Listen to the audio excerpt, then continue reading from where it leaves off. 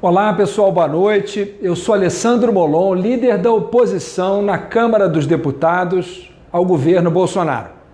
Toda quinta-feira, nesse horário, após a live do presidente da República, eu vou estar aqui conversando com vocês sobre a semana na Câmara, sobre como foi o nosso trabalho e também sobre o que o presidente falou e especialmente sobre aquilo que ele não falou na live, na transmissão dele, para mostrar para vocês como o presidente foge dos assuntos mais espinhosos do país para tentar proteger o governo e dar uma aparência de qualidade, de competência que, infelizmente, para todos nós não existe. Em primeiro lugar, a presença do ministro Ernesto Araújo, ministro das Relações Exteriores. Nessa semana ele esteve na Câmara atendendo a um convite em resposta a vários requerimentos, inclusive o nosso requerimento, um requerimento meu e do deputado Tadeu Alencar, líder do PSB na Câmara. Nós queríamos que ele fosse falar sobre a política externa brasileira nesse momento e sobre a vergonhosa visita do presidente da República e dele aos Estados Unidos da América. Eu digo vergonhosa não pela busca de reforçar os laços entre as duas nações, essa busca é positiva e necessária, mas ao contrário, pela posição de submissão, de subserviência, de se dobrar aos caprichos de outra nação sem conseguir conquistar nenhum benefício, nenhum avanço para o nosso país. Vamos ver alguns pontos dessa vergonhosa visita. O Brasil abriu mão de exigir visto dos norte-americanos para visitarem o Brasil sem que nós tivéssemos tido a contrapartida igual dos Estados Unidos, sem que nós tivéssemos tido a reciprocidade. Isso significa a ruptura de uma política externa do Brasil de décadas, não é de pouco tempo atrás, não é dos últimos governos, de décadas, colocando o país quase que como de joelhos diante de um outro governo e de um outro país. Mas isso foi apenas um dos gravíssimos problemas dessa visita. Eu perguntei ao ministro Ernesto Araújo se o objetivo dessa iniciativa era, de fato, como ele acaba de reafirmar, garantir mais turistas ao Brasil, se o país pretendia fazer isso com países que têm grandes classes médias, com grande potencial de turismo, como, por exemplo, a Índia e a China. E ele fugiu dessa pergunta.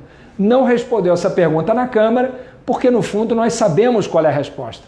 Evidentemente, não se trata de uma medida visando o turismo, mas de uma medida de preferência ideológica do governo em relação a um país em detrimento do nosso. Isso é que é muito ruim. Aproximar-se de outros países para beneficiar o Brasil, positivo, a gente apoia. Aproximar-se de outros países para beneficiar os outros, sem que o Brasil ganhe nada com isso, a gente é contra. Querem ver outro exemplo disso? A isenção, a não cobrança de imposto da importação de 750 mil toneladas de trigo dos norte-americanos. Qual foi a contrapartida que a gente garantiu lá? Nenhuma contrapartida. Bom para os exportadores de trigo dos Estados Unidos e nós não ganhamos nada em troca e nem ganhamos nenhuma barreira a menos para os nossos produtos nos Estados Unidos. Essa foi uma segunda medida muito ruim. Nós abrimos mão de ter alguns benefícios na Organização Mundial do Comércio para integrar uma associação, uma organização, a OCDE, da qual os Estados Unidos fazem parte, na verdade não para entrar nessa organização, mas para que talvez daqui a muito tempo a gente entre nessa organização. Portanto, mais uma medida que prejudica as exportações brasileiras e, portanto, a geração de emprego e renda aqui no Brasil e só beneficia aos Estados Unidos que com isso deixam de ter que garantir alguns benefícios para a importação dos nossos produtos. Então, só para dar alguns exemplos de prejuízos para o Brasil diante de aspectos que nós abrimos mão na relação com os Estados Unidos sem que eles abrissem mão de nada. Portanto, uma visita vergonhosa, uma submissão, uma subserviência do Brasil aos Estados Unidos sem que com isso nós pensássemos no que é bom para o Brasil. O ministro Ernesto Araújo também deu uma outra declaração horrorosa na Câmara que combina com a declaração do chefe dele, de que o golpe de 64 não foi golpe. Na verdade, ele disse que não considerava um golpe, mas um movimento para garantir que o Brasil não virasse uma ditadura. Com isso, indiretamente, ele estava afirmando que o período da ditadura do Brasil não foi ditadura. E é vergonhoso que o governo Bolsonaro tenha recomendado uma comemoração, é isso que ele recomendou, hoje tentou refazer um pouco essa bobagem, como ele costuma fazer, diz um monte de besteira, depois, diante da repercussão negativa, tenta minimizar, dá uma corrigidinha aqui e outra ali, mas uma comemoração que ele propôs do golpe de 64. Que colocou o Brasil num período de trevas, que abriu a história do país para a prática de torturas, de assassinatos, de mulheres grávidas, de crianças, não é? De pessoas que foram desaparecidas, assassinadas, enfim, um período de terror no país que nós não temos nenhum prazer em lembrar, muito menos em comemorar. E ele fez a determinação para que essa data fosse comemorada nos quartéis brasileiros. Uma triste decisão de comemoração de um período que o Brasil não quer ficar se lembrando e muito menos comemorando. Nós, na semana que vem, falaremos desse período, não no sentido de comemorá-lo, mas de relembrar o que a gente não quer que volte a acontecer no país, que é ditadura, fechamento de Congresso, supressão de liberdades e garantias individuais, tortura de mulheres, crianças, adultos, desaparecimentos forçados, como tantas coisas horrorosas que a gente viu, inclusive a censura, como parece que alguns sentem falta no governo de Bolsonaro, e isso não pode voltar a ocorrer no país. Ele falou também da atuação de outros ministros. Ele fugiu do assunto do ministro da Educação, que também esteve na Câmara e da mesma forma que o ministro das Relações Exteriores, teve uma participação muito ruim, muito desastrosa, trágica.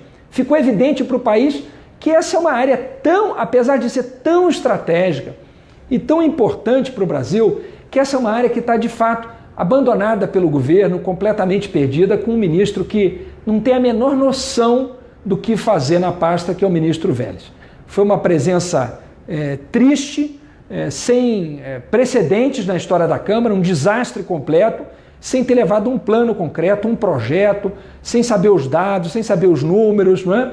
Foi lá quase que fazer uma visita de cortesia, logo após tantas exonerações, demissões e nomeações que ele vem fazendo, em função de brigas políticas, de grupos, os que seguem um escritor que mora nos Estados Unidos, os que fazem parte de um outro núcleo, que seria de pessoas religiosas, contra outras pessoas que são o grupo dos militares, enfim, uma briga de grupos políticos, enquanto isso a educação do país patinando, quer dizer, andando para trás na prática, né? E eles demitindo e nomeando gente em função de qual é o grupo que está mais forte, ou seja, uma luta política mesquinha, pequena, que causa um grave prejuízo para uma área que todo mundo sabe que é fundamental para o Brasil crescer, se desenvolver e ser um país melhor, que é a educação. Falo isso como professor, tenho certeza de que vocês também concordam com isso. A educação é fundamental, não pode ficar na mão de uma pessoa que não tem a menor noção do que está fazendo ali,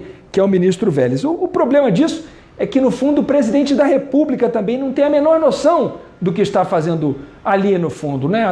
As piadas dele, as brincadeiras, né? As frases mal colocadas, as agressões, as grosserias que ele faz e também os ataques à Câmara dos Deputados. É o próprio presidente da Câmara que tem prejudicado o país enormemente. Ele agora há pouco disse na live dele que vai procurar não brigar mais com o Rodrigo Maia, fizeram as pazes, foi uma chuva de verão. Ora, presidente, tenha compostura, comporte-se de acordo com a altura do seu cargo, com a responsabilidade do seu cargo, não é? Tenha um pouco de constrangimento em fazer as bobagens que o senhor está fazendo. As suas brincadeiras têm consequências. As pessoas estão desempregadas no Brasil, estão precisando trabalhar, o país precisa crescer, e o senhor está lançando farpas aqui e ali, parece que só sabe ficar brigando, sempre arrumando inimigos, em vez de apresentar saídas para o Brasil.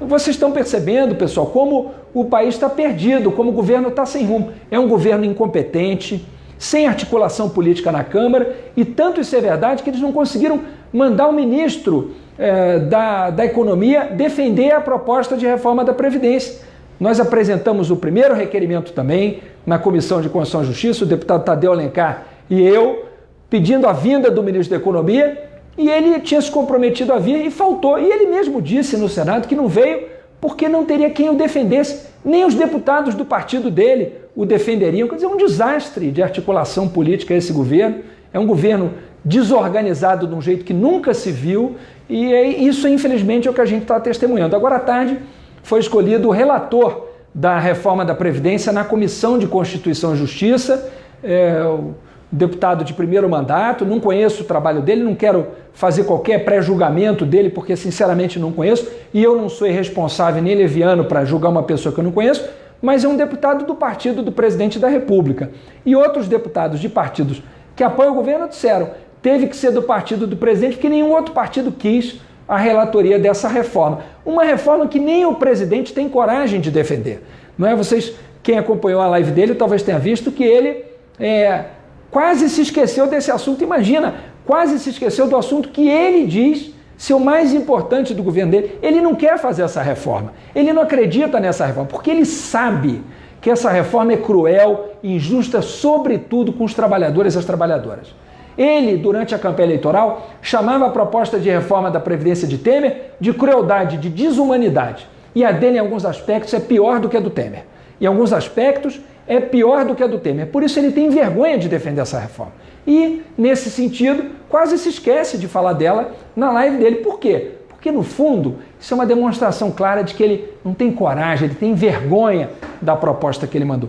E isso é tão grave que ele, no fundo, não conseguiu um deputado de outro partido que não dele para relatar a reforma da Previdência na CCJ. Nós conseguimos garantir que o ministro da Economia venha na semana que vem, na quarta-feira que vem. Nós estaremos lá para apresentar ele as perguntas e cobrar as respostas, os cálculos e os números, que até agora não são públicos. A memória do cálculo feito lá não foi apresentada, a projeção que o governo faz não foi apresentada, os números estão escondidos pelo governo. O governo sabe que o centro dessa reforma é atacar os trabalhadores e as trabalhadoras de carteira assinada no Brasil. Não é combater privilégios como o governo vem fazendo. Portanto, tem muita coisa para ser cobrada do ministro e nós faremos isso na semana que vem, durante a ida do ministro Paulo Guedes à Câmara dos Deputados. Estão vendo quantos assuntos graves, sérios e importantes o presidente da República não abordou na sua manifestação? No fundo, ele sabe que tem muitos assuntos dos quais ele prefere fugir. Mas nós estaremos aqui toda quinta-feira para comentar o que ele falou e para comentar aquilo, sobretudo, que ele omitiu, não é? Que a gente percebeu na fala dele e que a gente está identificando como omissões graves no discurso de um presidente da República dirigido à nação através das redes sociais e que foge dos assuntos mais espinhosos. Infelizmente, o presidente tenta jogar toda a sua incapacidade de articulação, a sua incompetência política, apesar de ter passado 28 anos na Câmara dos Deputados, 28 anos lá, ele não conseguiu aprender o que é articulação política, como tentar aprovar um texto sem comprar votos e trocar por cargos e emendas. Ele tenta falar que as duas coisas são a mesma coisa. Negociação política é comprar voto. Não é verdade. Tem gente séria no parlamento. Nós da oposição não queremos nenhum cargo e nenhuma emenda do governo. Não queremos nenhum centavo do governo. Não aceitamos. E nós somos contra essa proposta porque ela é cruel com as trabalhadoras e com os trabalhadores.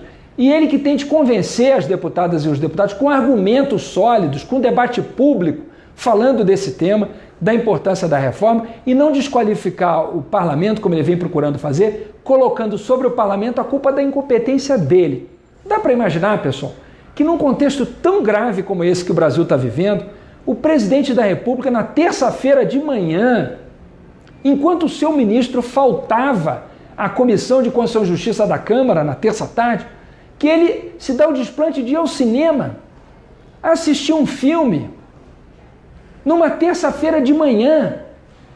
Quem é o trabalhador brasileiro, a trabalhadora que pode assistir o cinema terça-feira de manhã? Quem é que pode fazer isso? Ninguém consegue fazer isso. Mas ele foi como se o país não tivesse na gravíssima crise que está. Então é muito difícil, muito séria a situação do país. Nós vamos, na oposição, cobrar isso do governo, fiscalizar e apresentar saídas ao Brasil.